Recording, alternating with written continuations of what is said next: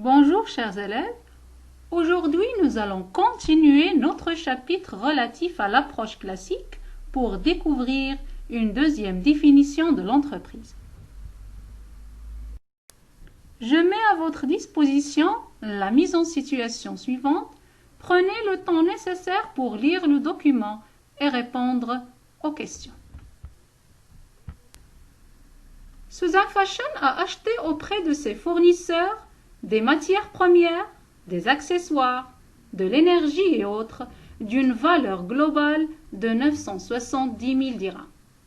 À l'intérieur de l'entreprise, les salariés aidés par leurs machines ont procédé au découpage, à l'assemblage de ces matières et fournitures pour créer des sacs à main qui ont été vendus en totalité aux clients à 2 millions de dirhams.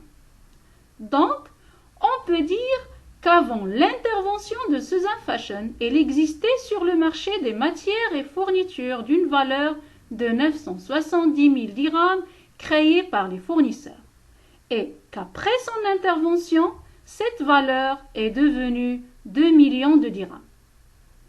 C'est-à-dire que Susan Fashion a ajouté une valeur supplémentaire de 1 30 000 qui correspond à la différence entre 2 millions de dirhams et 970 000 dirhams. C'est ce qu'on appelle la valeur ajoutée. La valeur ajoutée est la richesse créée par une entreprise au cours d'une période donnée et se calcule par la différence entre la production, c'est-à-dire la valeur de la production réalisée par l'entreprise à une période donnée, et la consommation intermédiaire, qui est l'ensemble des biens et des services qui disparaissent, comme par exemple l'énergie, ou qui sont incorporés aux produits à chaque cycle de production, comme le cuir et les accessoires. Donc, la valeur ajoutée désigne le supplément de valeur qu'une entreprise, par son activité, apporte aux biens et services intermédiaires qui proviennent de tiers, c'est-à-dire les fournisseurs. Nous allons continuer notre leçon par une deuxième mise en situation. Alors lisez le document et réalisez le travail à faire. La valeur ajoutée créée à l'intérieur de l'entreprise est le résultat de la participation de plusieurs agents.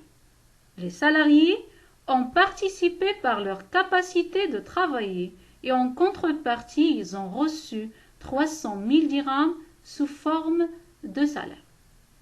Les associés, c'est-à-dire les propriétaires de l'entreprise, ont apporté le capital financier et ont reçu 400 000 dirhams sous forme de dividendes qui correspond aux bénéfices distribués.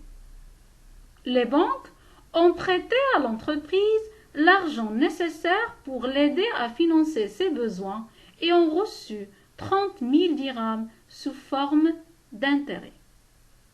L'État, bien qu'il ne participe pas directement à la production, a facilité l'activité de l'entreprise grâce à ses infrastructures et à ses différents services publics, et en contrepartie, il a reçu 50 000 dirhams sous forme d'impôts.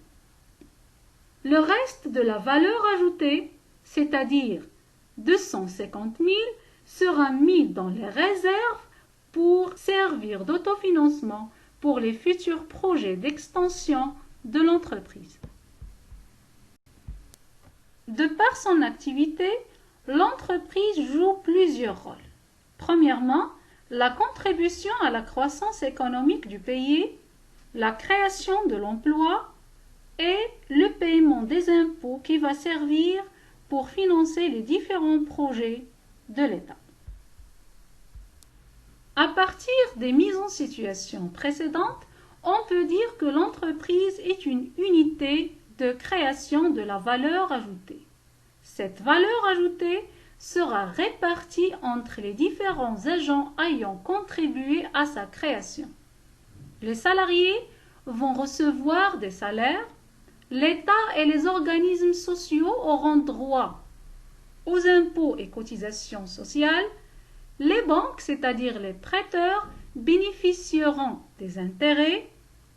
Les propriétaires, qu'on appelle aussi les associés ou les apporteurs de capitaux, vont recevoir des dividendes. Le reste de la valeur ajoutée sera mis dans les réserves de l'entreprise pour servir d'autofinancement pour les futurs projets d'extension de l'entreprise. De là, on peut dégager une deuxième signification ou une deuxième définition de l'entreprise en tant qu'unité de répartition de la richesse.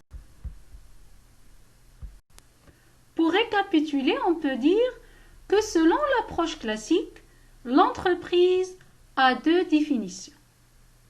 Premièrement, c'est une unité de production de la richesse, c'est-à-dire une unité qui combine les facteurs de production pour produire des biens et des services marchands.